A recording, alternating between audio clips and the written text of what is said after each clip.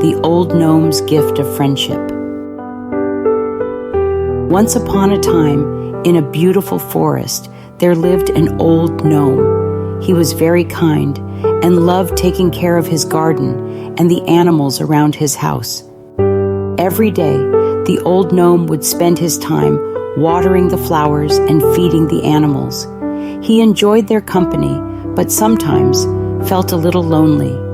To overcome his loneliness, the old gnome would take walks along the paths in the forest, hoping to meet other gnomes and make a friend.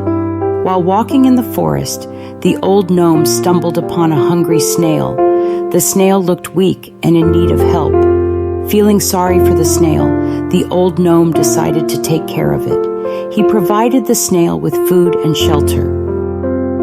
Grateful for the old gnome's kindness, the snail thanked him and wished him the best.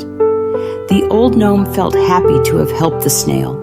The next day, there was a knock on the old gnome's door.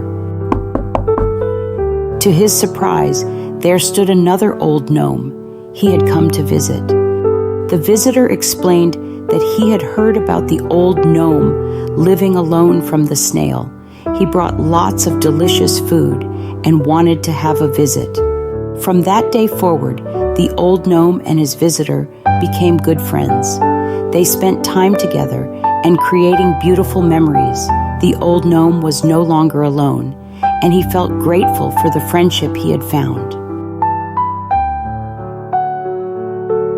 Reflection time allows us to think deeply about the story and its message. Based on your opinion, why is it important to be kind to others? Can you share acts of kindness you have already done for your surroundings?